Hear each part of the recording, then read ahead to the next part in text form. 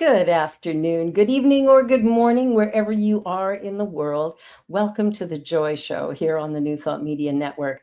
I'm Barbara Jean. I am the host of this show, and this show is all about you. I believe there is just one you. And so this show celebrates my guests come on, we share their stories and celebrate their accomplishments, their trials and tribulations, whatever's going on. We love to bring you this great information. So I want to begin with the land acknowledgement. In the spirit of reconciliation and peace, we are grateful for the opportunity to meet on these sacred lands. We thank the generations of people who have taken care of the land for thousands of years. We recognize our oneness. We realize our history, and we choose to create a new reality. We are one. Miigwech. Thank you. Well, my guest today is a remarkable individual. Michael is an animal communication behavior consultant and intuitive life coach. He helps people better understand and communicate with their animals and overcome behavioral challenges through intuitive animal communication. He also coaches people on how to improve their energy, find balance, clear blocks, and achieve their goals. His unique approach combines his extensive background and training with insightful intuition. Please welcome Michael Burke. Hi, Oh, I'm so glad you're here. It's so exciting what you do. And can you give me a little bit of background on how you got to this? yeah, gosh, it goes back to my childhood. As a kid, I was a very sensitive kid. I came from a big Irish Catholic family. I'm the youngest of six, three boys and three girls. And I mention that because, I think like the Catholicism, Mhm. there was a lot of belief in a higher power, in saints and angels, and I was named after Saint Michael, Michael the Archangel. And my parents were very, very strict conservative Catholic, but they were very much influencing us to pray and to be aware of things beyond our usual senses. And so there was a teaching of being aware of your intuition, but in this a little bit more of a dogmatic, religious perspective. But my brothers and sisters, who were all older than me, I was the youngest, and the oldest is 20 years older than me. So most of them are like a lot older, and they raised me in a lot of ways. And we'd be sitting around the dinner table talking about, like, my oldest sister was really into metaphysics, and she was into her vibes and astrology and tarot and Reiki. And my brother was really into UFOs and all of that stuff. And that trickled down amongst all of my siblings. And we would talk about our dreams and what we were picking up, and like, our connection to our grandparents on the other side. And there was a lot of this in our environment, and it was very supportive of that. And so I, like, at my earliest age, I was exposed to all of this awareness. And so and then animals, we had a dog, we had a cat, I had a ferret, and there were neighborhood animals, and I just tuned into them. I didn't think that it was anything different. I not only animals, I was tuning into people too. And I was aware of this because my mom would tell me that she could see how I would be sensitive and reading the room, and I would kind of just sit there and be looking at my brothers and sisters and just observing them. And I kind of give my mom this look like, okay, they're all like, what is all of this riffraff? They're nuts. And she would tell me that, like, wow, you're really intuitive. And so there was this, like, kind of celebration and encouragement of that, Nice. all within those, like, conservative religious constrictions, if you will. Right. So we weren't like a hippie family at all, um, as much as I wish we were. My brothers and sisters were, but anyway, I just was, I would feel myself feeling animals a lot in the neighborhood, my own animals, and I didn't think anybody was any different. It just Yeah. was what it was. And as I got older, when I got into high school, I started to pursue the all areas of metaphysics. I was pulling out books from my sister's bookshelves and my brother's, and I started to learn things like astrology and tarot and meditation and manifestation and those things while just having a love and passion for my own animals. And as I got into college, I was starting to do readings for people. Like I do tarot readings and look at people's charts and stuff like that. And it was all just fun on the side, but I started to draw more and more people to me. And there was a time where I was sort of being so sensitive. Sometimes I'd be like, okay, why am I always drawing so many people to me to like, why are people giving me their social security number on the bus? Like, why are people, opening up and pouring their hearts out left and right? And I was a little like, I would never say to anybody, get away. But in my head, I would listen and hold space and Yeah. respond and help. And um, I just started drawing more and more people to me, and I started to do intuitive readings. Yeah. And from that, people would be like, well, thank you for helping me in my life. Can you help me with my dog? Can you read my dog or my cat? And I was like, okay, well, I mean, I'm an animal person. And so I started to just do readings for animals, and that just started to escalate. Like more and more people were coming to me, and so it started to really like take off. I worked in corporate America. I worked in advertising sales. So at the time, I went to college and I followed that whole path, having to support myself. And but on the side, I was doing this kind of stuff because it really it just was happening. And I liked helping people and their animals and merging both. And then from that, a lot of times people were coming to me with issues with their pet's behavior, and I would tune into the animal and the person, and I would be like, okay, this is what your dog is thinking and feeling, and I can feel you. You just need a dog trainer. Like this is what you need. And so I something my guides told me, rather than sourcing out or referring people out to a dog trainer or an animal behaviorist, why don't you learn that? And so I was like, oh, so I started to learn animal behavior and training, and I gained tons of certifications, and not just that, but a lot of different modalities. Yeah. And I started to create my own skill set and offering where I tune into people's animals and to the people and help them manage their own energy and in turn their animals' energy. But then wherever is need for like behavior and training, I have that knowledge, skills, and awareness to assist there as well. Yeah. And so, yeah, it's kind of become this sort of holistic, multi-pronged approach in how I help people, their animals, their energy, and the behavior. That's awesome. Like I really like that. The idea that uh, you're tuning into both. Because I think what I'm learning with my dog, working with the trainer, is I'm the one who's being trained. Right. Yes. So that Very I much so. work with her effectively. Because I think there was a while there when she was jumping up and really being wingy that we would give her something to stop her, like a treat or something, because she was food motivated. But that sort of defeats the purpose. It's like you're doing a bad behavior and I'm giving you a treat to stop you Right. for a moment, but then you think bad behavior gets a treat. Yeah, that's exactly what I share all the time. Be mindful of what you're giving attention and affection to. And Yeah, treats are a form of attention and affection. exactly. Yeah. My Yeah. You're enabling that. That's right. Well, and I think a lot of times when we get pets, we don't necessarily think about our overall lifestyle when we make the choice of the animal. Do you have some thoughts about how a person who's looking to get a dog or a cat, what they might consider before they do that?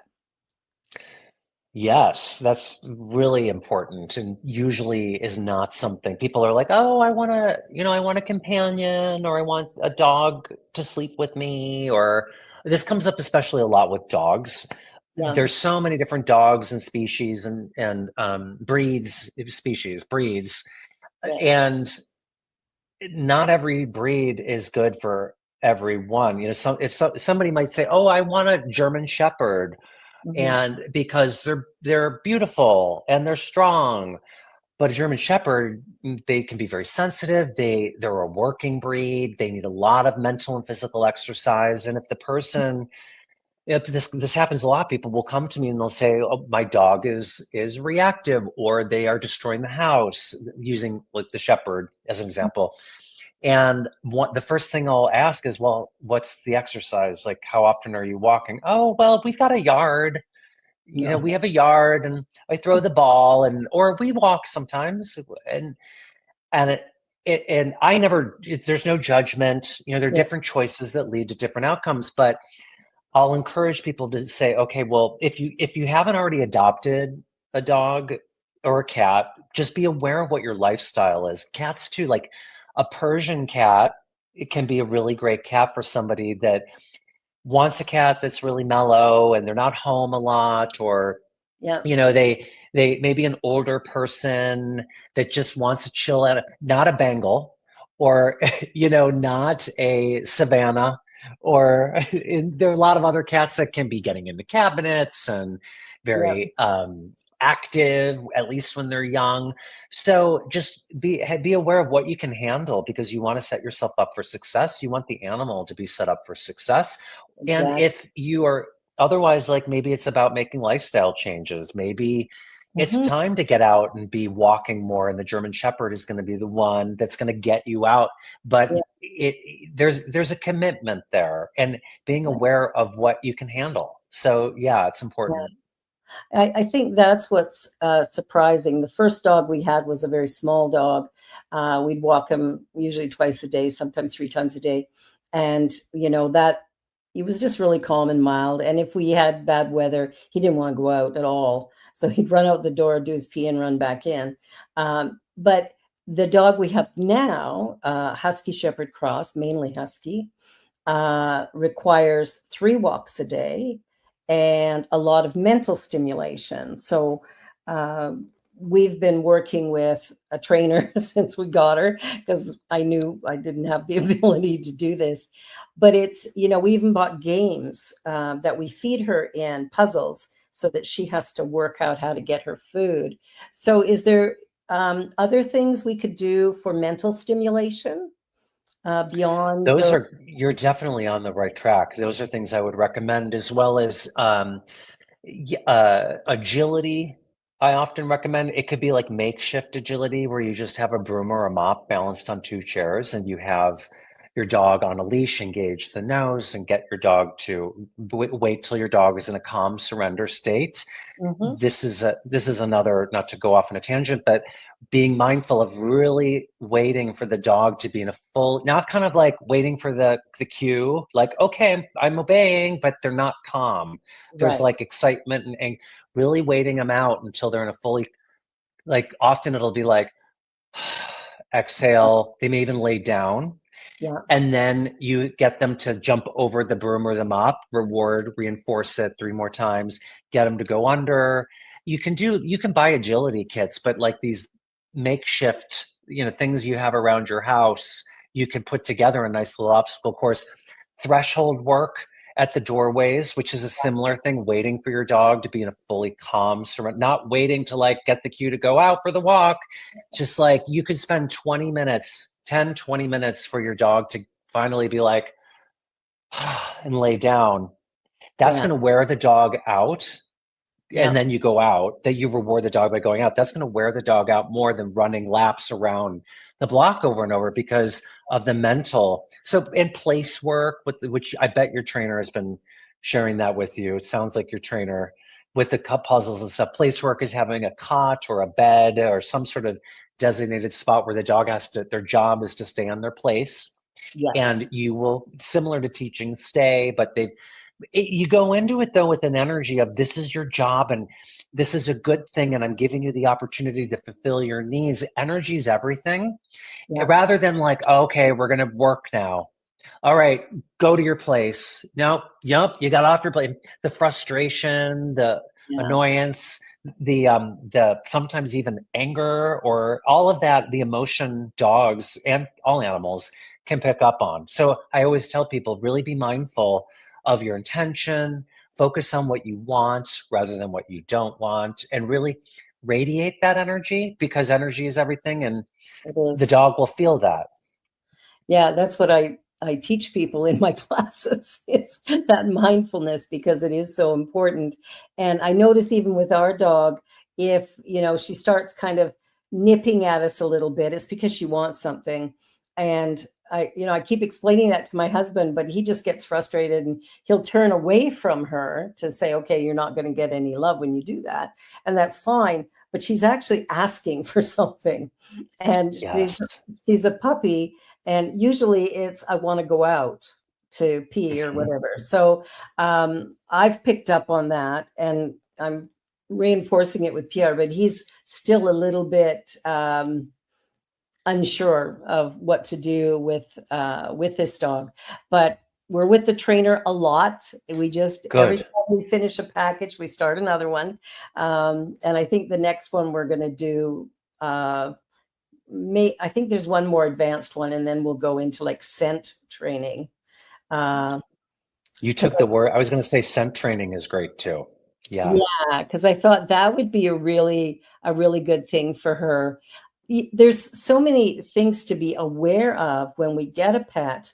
I remember when we looked at getting our first dog, just going online and researching the breed to Hmm. get a sense of what is going to be my commitment. And so I think Yeah. there's a lot of things that we have to think about. Now, when it comes to getting a trainer, do you have any thoughts about the best way to research that, or how to find somebody who's good, or dog walkers, that sort of thing?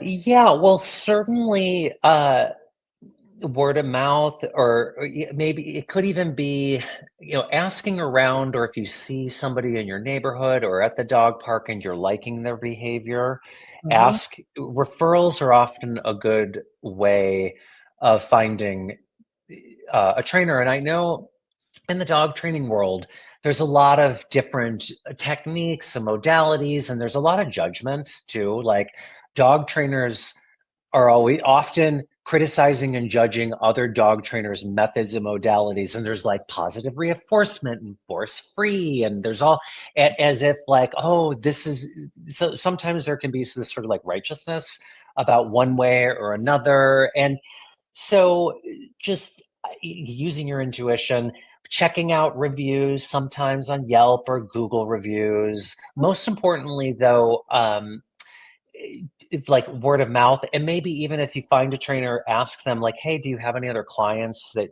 I could speak with? Or Instagram is a lot of dog trainers are on Instagram now and are doing a lot. They're demoing on Instagram, and so just seeing what they're doing, they're demoing, and then maybe their comments that they have, and how other sometimes people will comment and will be like, "Oh my God, I love my dog is so great." There are a lot of reviews in the comments, Yeah, and sometimes they're all often on social media. There can be like the haters too, and so right. there can be people in the comments that are really combative. Um, it- but maybe you'll get an idea of how the trainer is responding to the comments with light and love, Yeah, and if a trainer is being really combative and negative in the comments, well, that might be insightful too. Like, oh wow, this trainer is like really intense. So that would be the way I would approach it. mhm. And there's so many out there too, There there are. Well, I know the first thing we did when we were waiting for our first appointment in person, because we're doing one-on-one, we actually went online and started watching some videos and just seeing how they were handling different things. And we found one in Ontario here, McCann Dogs, and they were really good, and seemed gentle and very positive in their approach.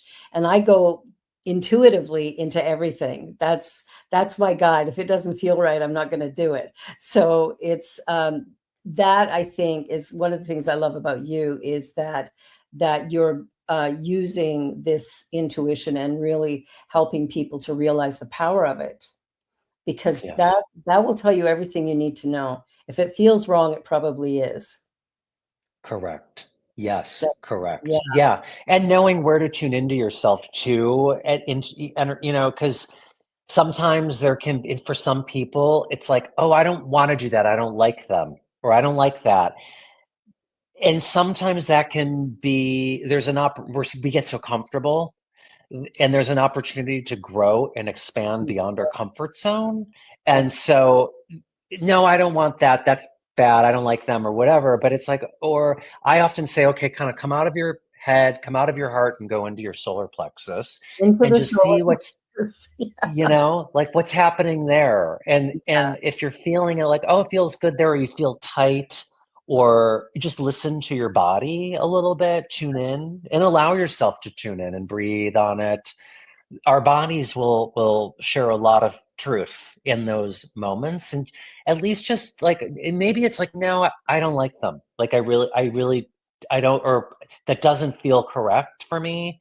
Okay, Yeah. well, good, then maybe that is the highest road to Mhm. take. But I know how I'm a Taurus, and so I can be very set in my ways, comfort, no, nothing, everything predictable.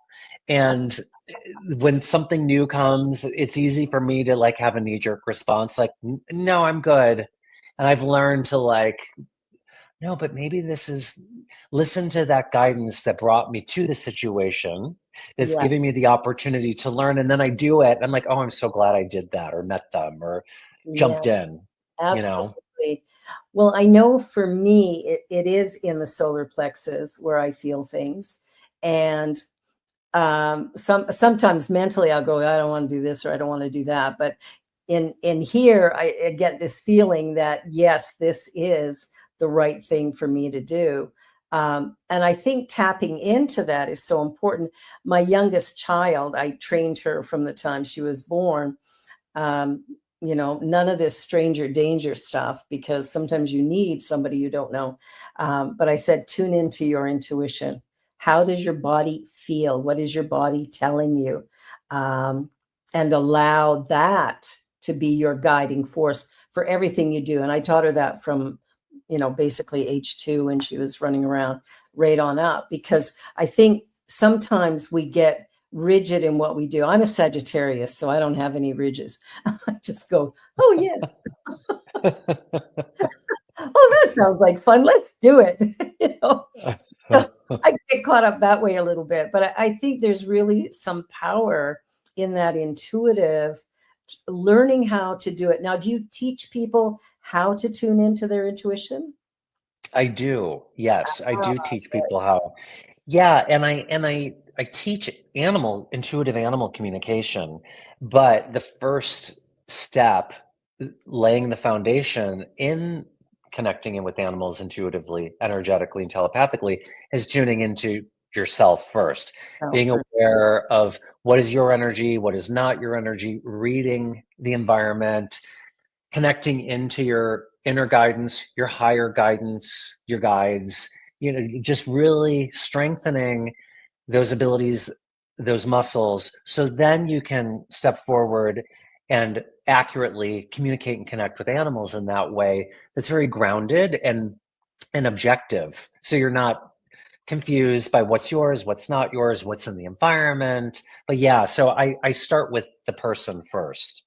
Okay, that's wonderful. And so when you were doing all your training, because you've done a lot of stuff, which is quite amazing. I teach metaphysics, so it was great to hear you talk about that. And every time I talk to you, it's like, yeah, yeah, we speak the same language.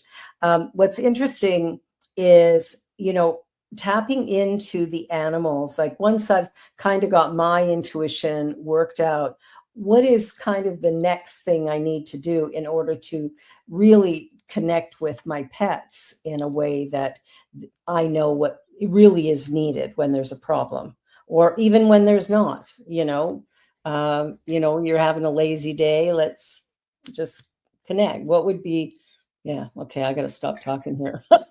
Yeah.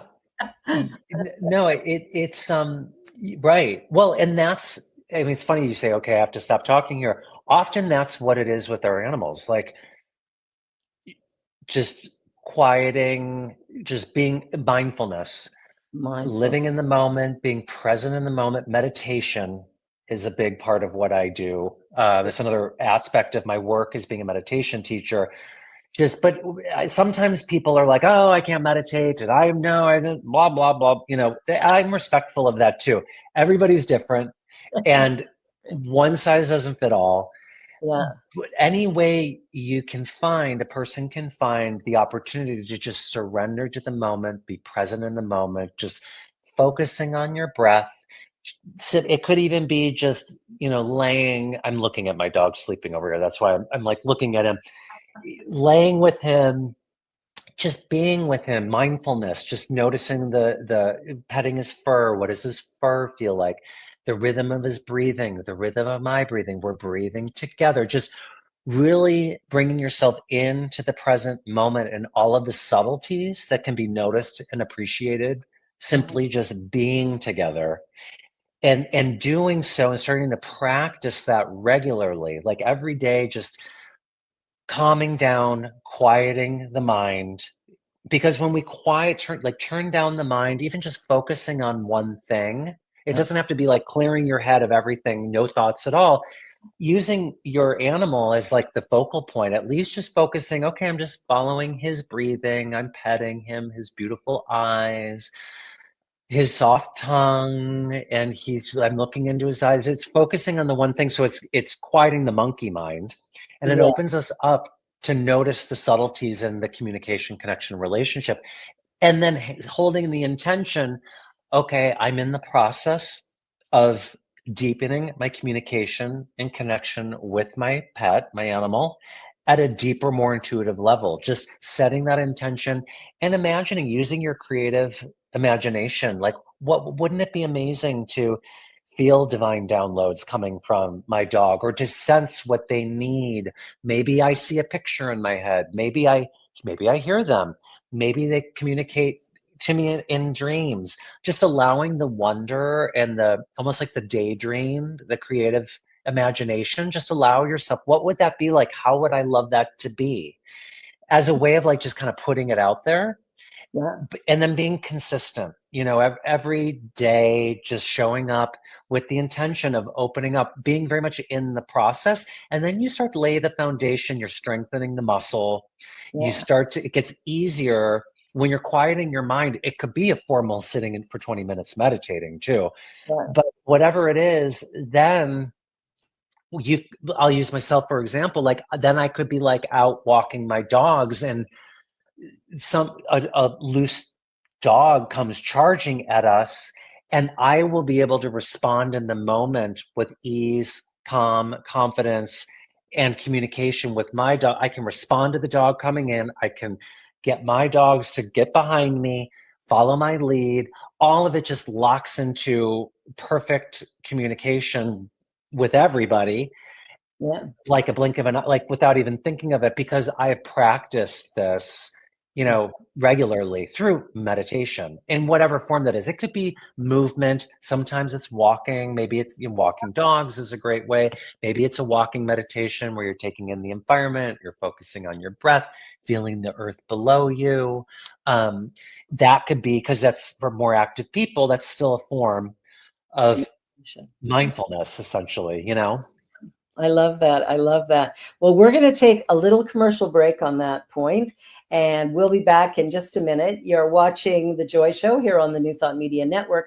Please don't go away, because there is a lot more to come, and we'll be back with Michael Burke in just a minute or two.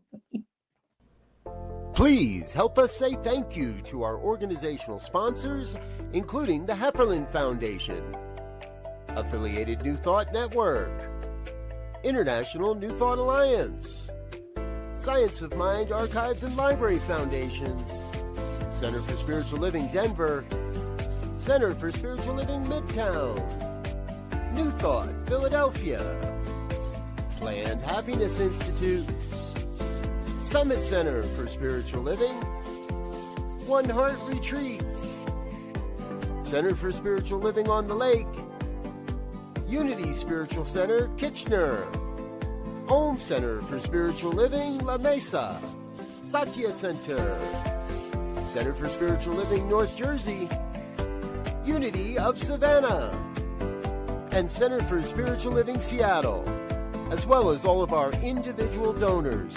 Thank you for making New Thought Media Network a place to be. Please come be you. And remember, like, share, and subscribe. New Thought Media Network, positively inspiring.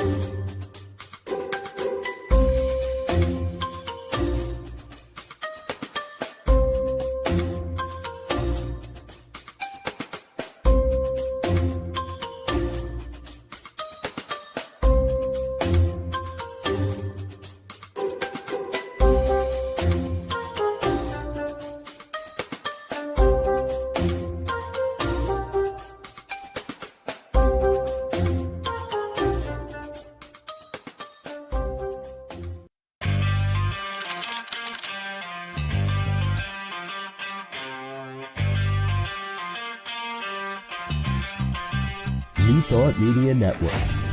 We are a global broadcast network of positive music, media, and entertainment, inspiring humanity's evolution along the journey of enlightenment and creating a world of love, peace, empowerment, and prosperity for all.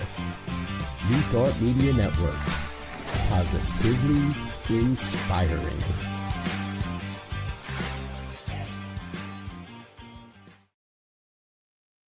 Welcome back. So the Joy Show continues with Michael Burke, and I just want to talk a little bit about your book. I'm looking at the chapters that you've got here, and I've only read a little bit of it so far, but so there's power in the present moment, setting intentions and cultivating awareness, mind, heart, spirit, intuition, connection, becoming a stronger receiver. So that's sort of what you were just talking about, is working with ourselves to kind of get in tune with all of this. What kind of are you covering there? Like, can you expand on this a little bit, or? Yeah. So finding again, the book starts out with tuning into yourself and finding what works for you. What works for you. What is the meditation practice going to be that you're going to love and connect with and be willing to show up to each day and to just make second nature? And I give some suggestions of ways to do that, and I share some examples in my own life and how that helped me, as well as people I work with and their animals. And then I share exercises like how to become a stronger receiver, like how to tune in and read the room or read the environment, creating a database within your mind. For me, it's like I have this like database in my mind's eye. So when I'm tuning in to the moment, the environment, people, animals, I'm receiving the energy, I'm setting an intention to tune in, and then it's almost like it goes through this database of mine, and I'll feel like a symbol will pop up, or like a something. It could be a feeling. It could be I hear something in my head.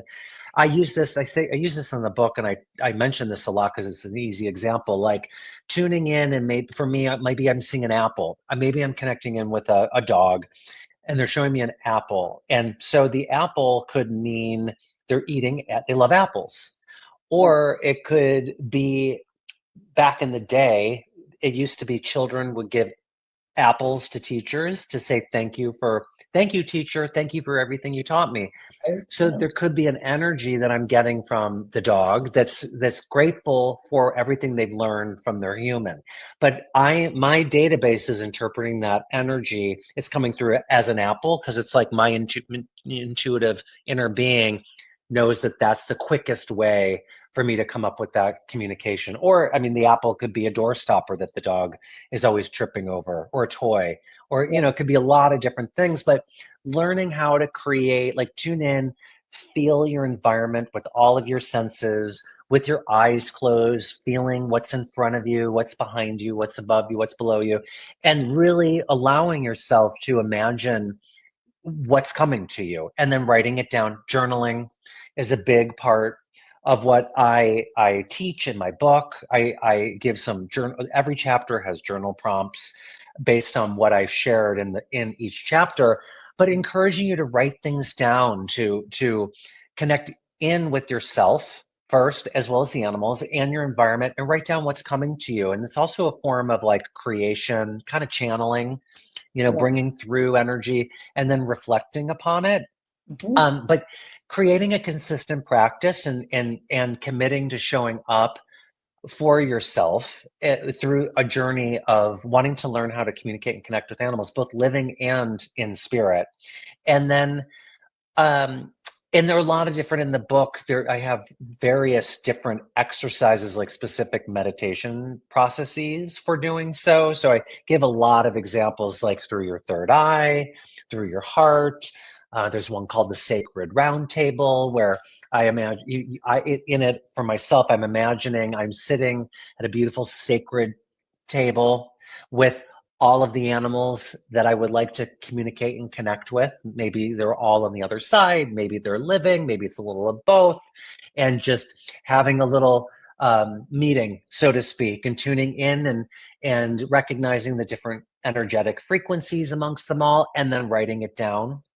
So, and then like the third part of the book goes into, okay, once you've strengthened the muscles and you've practiced some of these techniques and figured out what you like and maybe what maybe doesn't resonate, starting to take it out into the world. And I say the subheading of the title is co-create a meaningful life and deep connection with animals. And this is all about manifestation practices.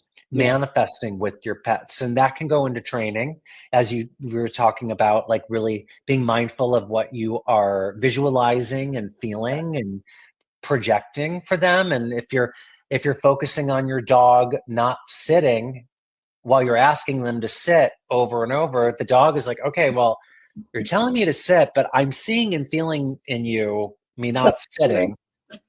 So visualization, visualizing, feeling, what would it feel like to have your dog sitting and listening rather than not, and radiating that energy into the environment. And so I share a lot of practices in creating together, and however you'd like to creating a life together, whatever that is for you.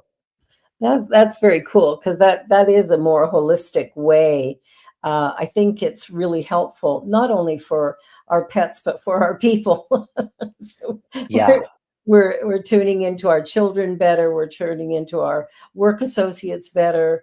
If we can get into that place. And as you talked about meditation, I'm glad you mentioned the moving meditation, because I've met some people who go, I can't sit still. Well, you don't have to. Meditation isn't one thing. It could be many. I'm teaching a meditation class tomorrow morning, and just to introduce the different ways, and it's finding your way, what way works best for you. And then sometimes it'll work well for a while, and then you need to change it up.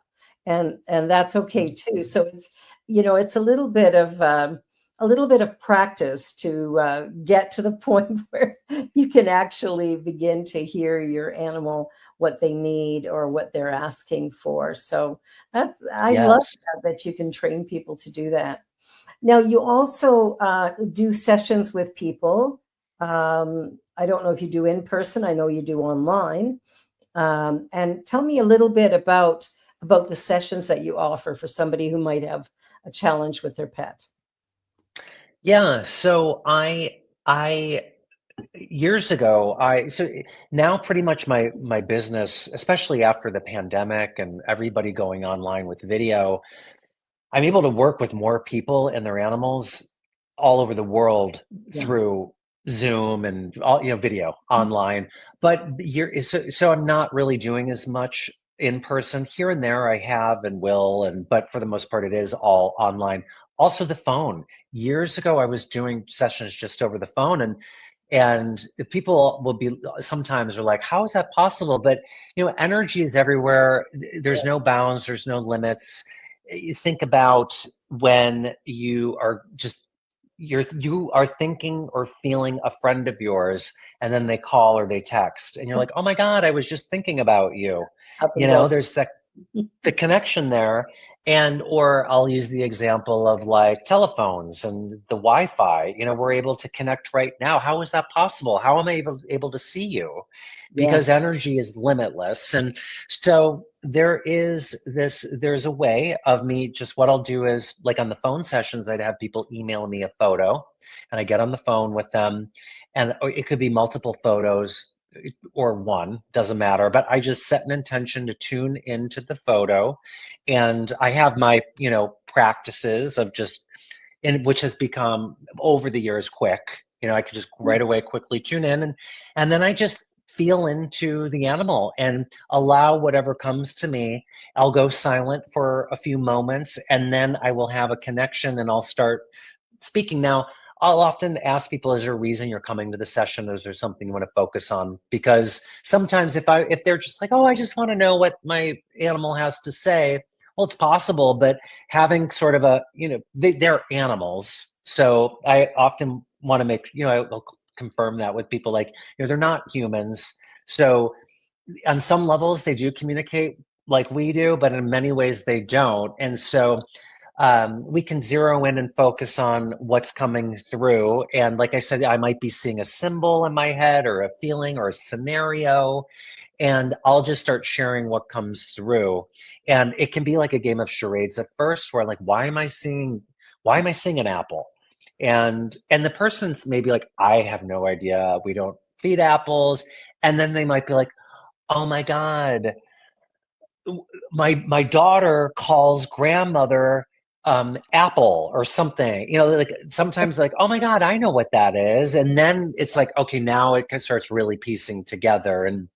And so, and video, they don't have to, the animal can be on video, but they don't have to be either. I usually will say, send me a photo or photos ahead, so then I can just tune in. And the animal could be anywhere in the world. They don't have to be with the person.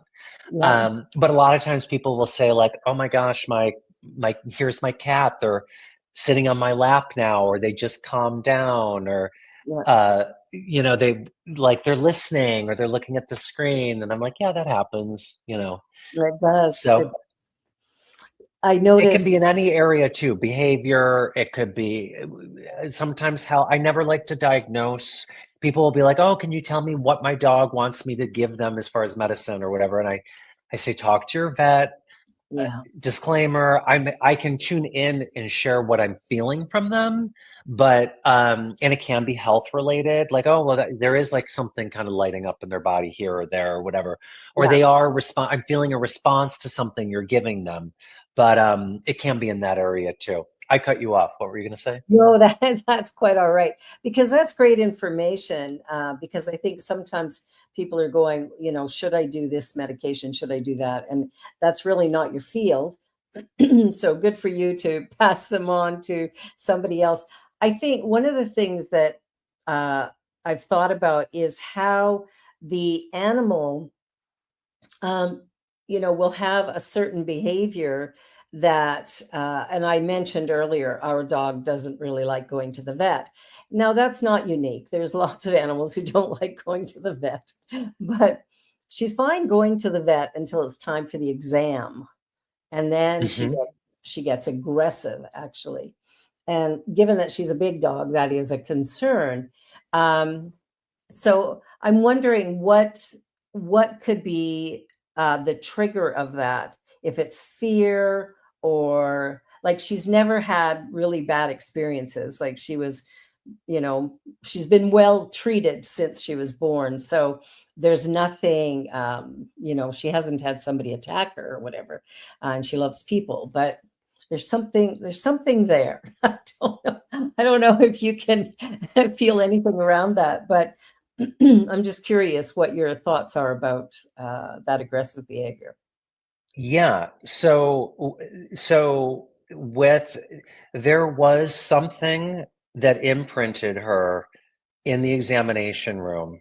I know you met before we got on the call, you were talking about there was the one vet that was a little Scared of her. Yeah.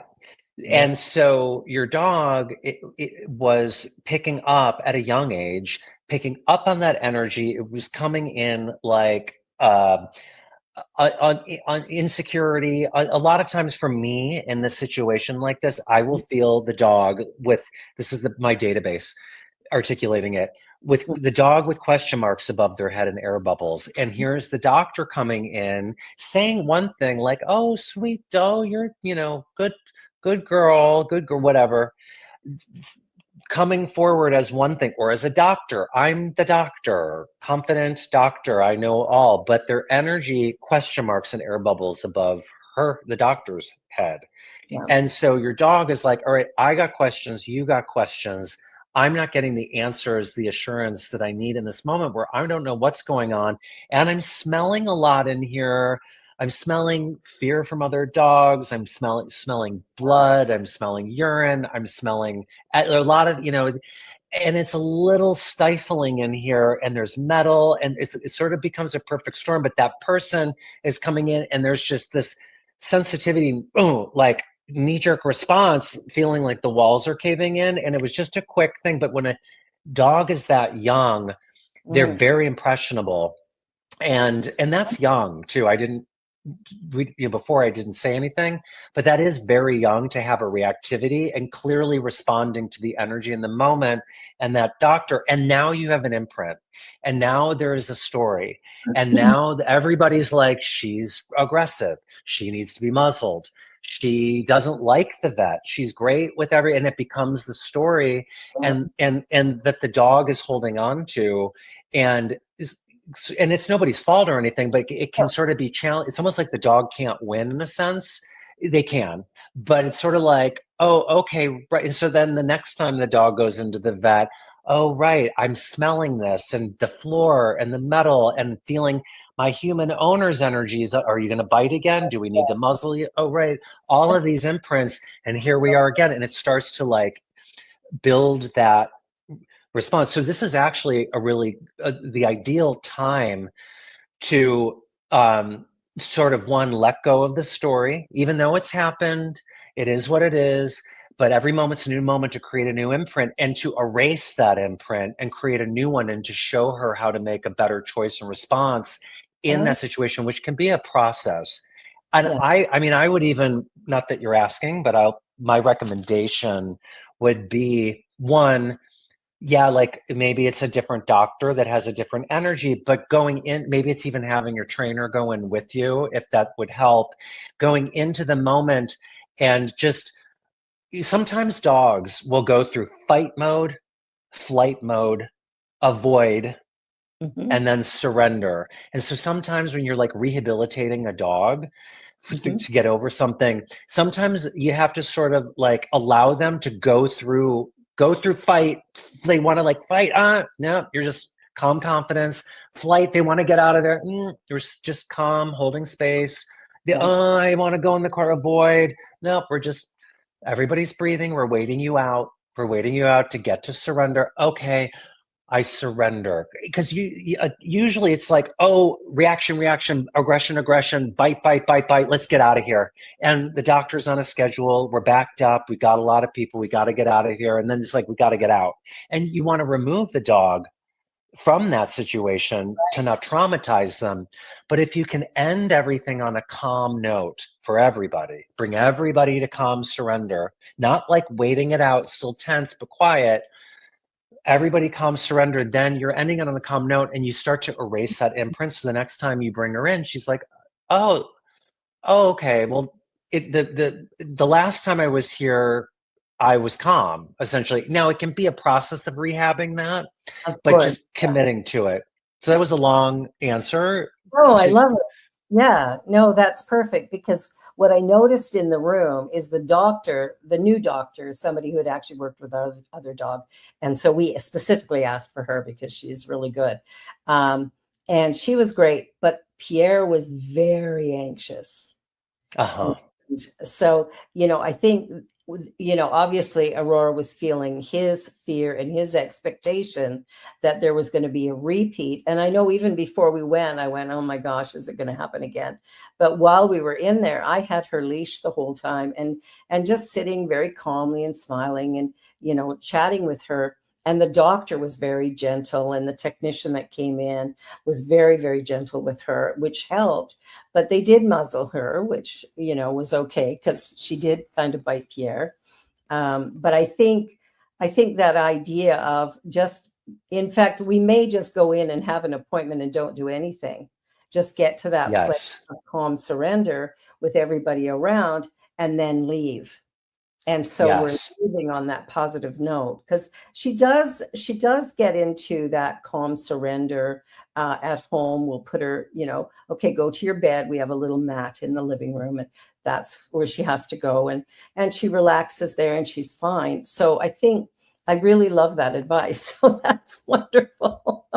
And she's so good. You told me offline that Yeah, she's so great with people. And so people, yeah. so that shows that if she's so great with people, she can be that. She has it within her, within that environment. And Pierre is a big part of it too. Oh, It's, sure, yeah. Because he wants the best for her and he's trying to do everything perfectly, and nobody does things perfectly. I mean, we do our best. That's the best we can. yeah, So, I'll do some work with him and we'll read the book together. I think that will help as well to get him to, just come back to get him to come back to calm surrender because he loves her a yeah. lot and he wants her to be perfect and he wants everybody to like her, and she's a dog and she's going to bark sometimes and she's going to jump up sometimes, and it's like when my daughter puts her leash and halter on, she just does it for her. I mean, she resists a little bit, but Genevieve just sits with her and she comes and sits and she gives her a little treat, lets her sit, and she'll do shake a paw and then she'll put her collar and stuff on. And Pierre will have to wrestle her for the same process. So it's, yeah, we'll work on the husband first. Yeah, like him really feeling the energy of being a calm, confident leader. Being radiating that clear intention, calm confidence, and whenever we're human, things come up, but Oh, for as the sure. fear comes up or the worry, just like, all right, I'm going to pivot to like just like let it go and pivot to the opposite. Like Yeah, calm confidence, all is well. I'll sometimes say it's almost like being like a redwood tree, like yeah, big, ancient, beautiful, large, strong redwood tree that's grounded and unwavered. And no matter what happens, and she might be like, whoa, wait, you're just, and for the person to just embody that or whatever that visual will be for him, just yeah. to practice that. And it can shift, and it shows that Aurora, with your daughter and with you, she's different. So that shows that she can do it. Oh yeah, for sure, for sure. So yeah, this has been lovely, and I'm really hoping that the people who watch this will get a real sense of how they can work with their pets. Now, if somebody wants to hire you, they go to your website, which is michaelburke.com. Michael R, because my name is very Michael R. Burke. My Good. name is like Matt Smith. It's very common. No disrespect to any Matt Smiths out there, but Yeah, but I get it to make sure that people go to the right place. yeah, michaelrburke.com, and they can yes, go there and get more information. They can book a time with you to work through some of this stuff. They can go out and buy your book. I have it right here. It's really, really great. I've only read the first 2 chapters, I think, but I'm going to read some more and get my husband to read it as well. So we're down to our last 5 minutes. Time goes by quickly on these shows. And what I'd like to leave people with is sort of one really good nugget that you could give? Like, what do you think the best thing people could get from this interview before we sign off? What was one thing they could do? I would say that each one of us, when it comes to our animals, has the power and ability to be the highest form of energy that is in service to ourselves and in turn to our animals, offering support, presence, guidance, leadership, love, and connection. When we are mindful and aware of our own energy and recognize our power in manifesting the best within ourselves through choice and intention and visualization and awareness, being mindful of our energy and taking the reins of our energy and creating what we would like to feel for ourselves. We're doing that for our animals. And in doing that, it strengthens our communication and connection with our animals. And animals respond so much to our energy. And so it doesn't have to be just like, how am I sending intuitive messages to my animal, and how do I can't do that. No, it's just radiating an energy of how you would like to feel with clear intention, how you would like them to feel, and recognizing this sacred partnership that we have as energetic beings with each other. And most importantly, really living in the moment, letting go of the stories, the future, just really being present and showing up in the moment, because our animals look to us in the moment like, I'm here, what are we doing? This is the moment. And that's where the magic is with them. Absolutely. I love that. I love that. We have a cat that she's 1 year old and she plays fetch. And she plays fetch with a little hair, those little fabric kind of hair tie things. So we'll flip it and she'll run after it and get it and bring it back. And I've never seen a cat play fetch before. Our dog doesn't do it yet. Well, she does it a little bit, but not as much. But it's fun to watch the cat do it because I've had cats my whole life. I've never seen a cat do this. And she's pretty good. Like, you'll throw it, she'll grab it in the air. Like she's oh, wow. Just loves these little hair ties. They're the best thing in the world. But I just want to say thank you so much for being here. This has been a fun conversation. And I'm really hoping that people start to really get that it's their energy that's beginning to impact the animal as well, and getting to calm surrender is that's one of the first things our trainer taught us, is we have to get her to calm surrender. And so when he comes to the door, she has to be in calm surrender and stay that way when he comes in. She loves him. So when he comes in, so she's not jumping all over him, and he won't go near her until she's in that calm surrender. So it's I love your trainer.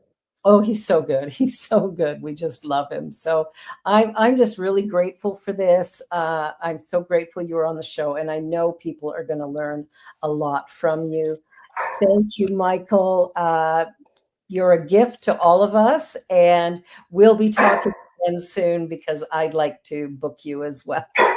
Oh, well, thank you for having me. I'm honored to be here. Oh, great. And for everybody watching, please like, share, subscribe, and you can even donate to the New Thought Media Network. And be sure to check out michaelrburke.com.